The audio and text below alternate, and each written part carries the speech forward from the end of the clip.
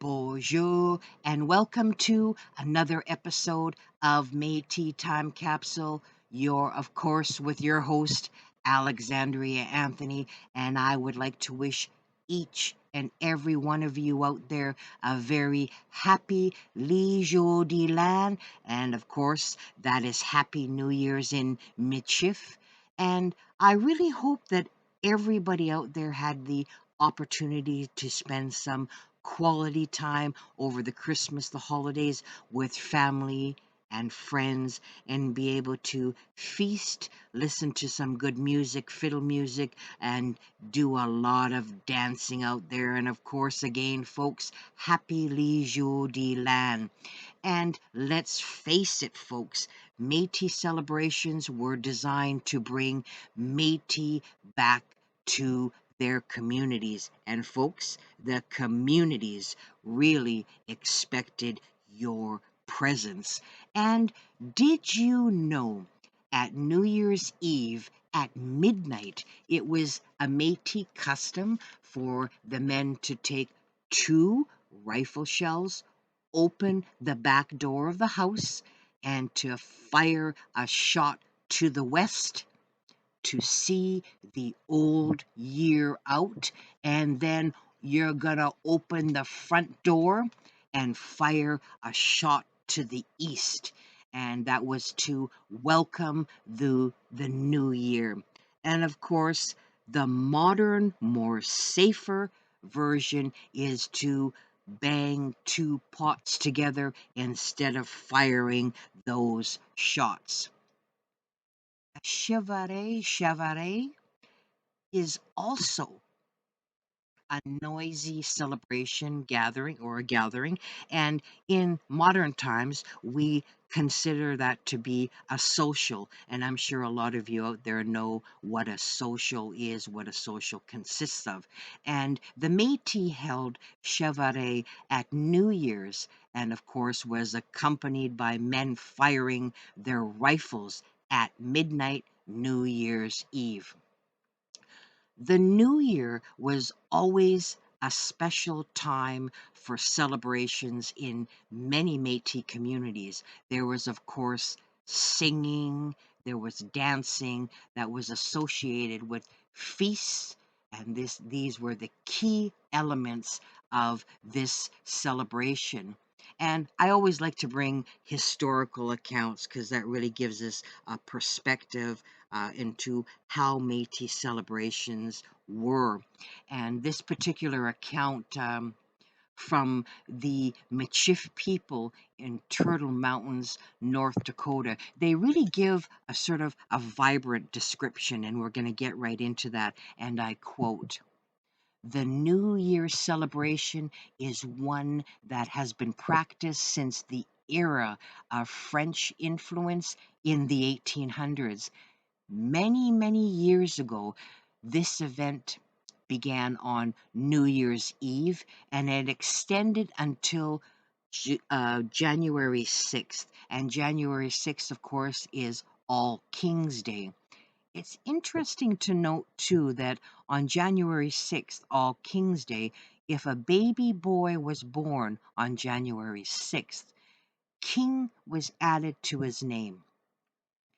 If you were to stand outside, you could always hear the sleigh bells ringing through the cold night air as families gathered at the homes of their elders, which considered, of course, parents or grandparents. And traditionally, they would go from house to house to toast the new year and enjoy, of course, the feast. Upon arrival to someone's house, you could, of course, hear this very loud expression, La Bonnie, and receive a kiss and a handshake from everyone in the house, young and old. And the custom of kissing and shaking hands is an expression of good wishes for the new year, end of quote. And the best part of any Métis celebration, as we know, folks, is of course the feast. And I can even close my eyes and visualize going to my grandparents' house and tasting a lot of these foods, and it brings back a lot of warm memories. And here are some of the foods, of course, that were involved in these Métis celebrations. Of course, la boulette, which is wild meat, or some people use ground beef, and it was made into meatballs and rolled in flour and boiled. Bangs, of course, which is fried bread dough. Flat galette, which is a flattened bread. Potatoes. Pork. Confit, which is berries in sauce. Beef. Turkey. Homemade pies. Tortilla pie, which is a ground pork meat pie served with cranberries, and puchin, which is a boiled cake. So, of course, Métis called New Year's Day Ochetookeskaw, which is Kissing Day, or Shakishchenoisi, which is Shaking Hands Day. Every house would serve food and baked goods to their guests. And of course, as we know, with any Métis celebration holiday, food, of course, baked goods were, a huge part of this. And the sound of sleigh bells, or the bells on the tapas of the dogs pulling the sleigh, always signaled the arrival of visitors. And for festive occasions, the Métis always decorated their horses and dog teams with plumes, pom-poms, ribbons, and bells. As people came up to the house, guns firing into the air also would welcome them. All Kings Day, folks. Three Kings Day is celebrated on January 6th. Louis Riel, which is, again, All Kings Day, Three Kings Day. The 12th day of Christmas, this date, Epiphany, is a Christian festival which celebrates the manifestation of Jesus to the three magi. And in some areas, this is the date for gift giving instead of Christmas Day. And some people would even exchange horses at this particular time. And in the past, Métis would start dancing on New Year's, and this would continue until All Kings Day, January 6th. Did you know? And I can just even visualize this, and we can take the Métis time capsule and roll it back and to go back into time, that in the 1800s, the 1880s, specifically 1890s, at Batoche, from Christmas to All Kings Day, Métis families held ballroom dances by oil light. And here's an account. A Prince Albert newspaper reported in 1889 at Batoche that during the holidays, and I quote, balls are the order of the day. Two were held last night, one at Filon's and the other at Charette's, and the youngsters had all the chances they wanted of shaking themselves up. End of quote. Here's another tradition, and that I had heard of in the past, and some of you out there may not be familiar with. It's another Métis New Year's tradition, long since gone, and the young would bow down on one knee before their male elders, bow their heads, and ask for a blessing. So, folks, really, when it comes to Christmas, when it comes to holidays, we know that the main ingredients of a Métis celebration, and these celebrations are designed to bring Métis back to the community, and it is food, dancing, music, and just being together as a community was very, very important during the holidays, and bringing in the various celebrations of the past. Before we end today's segment, I want to start with our little Métis history tidbit. And I think for us to really get an understanding of who we are as Métis people, it's so important for us to learn about the past, the culture, the history, and it really gives a perspective on how times were back in history.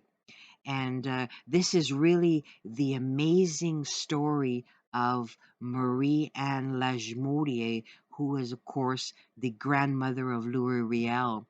And on her ride on a horse that was trained a buffalo runner. So close your eyes, visualize that you're back on the prairies and there's a herd of thousands of buffalo out there, and you can just smell it and you can feel the wind on your cheeks.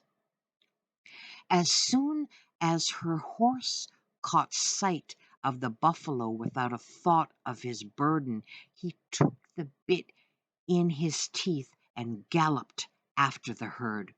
Embarrassed by the two bags that hung from the horse, in one was her child. She expected every moment she would be thrown to the ground.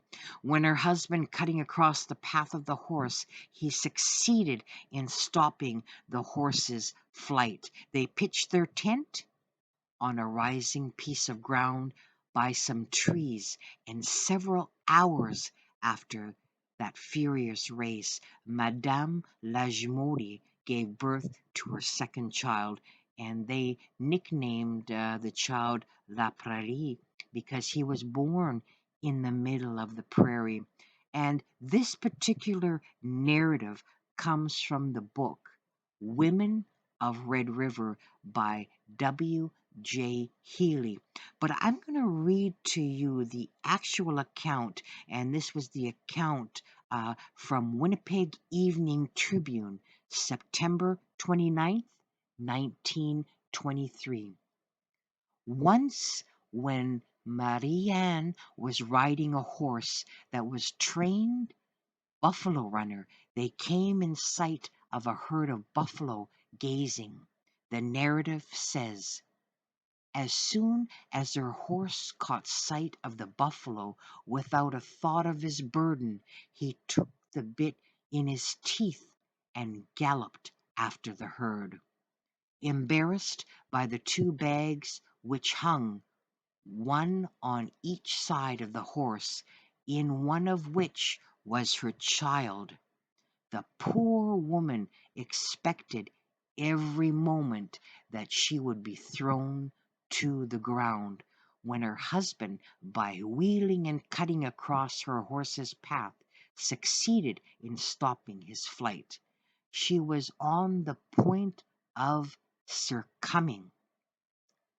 They pitched their tent on a rising piece of ground near some trees, and there, some hours after that furious race, Madame Lagimodi gave birth to her second child, whom they nicknamed La Prairie, because he was born in the middle of the prairie. Madame Lagimodi died in 1878 in her 96th year. Again, an account from Winnipeg Evening Tribune, September 29th, 1923.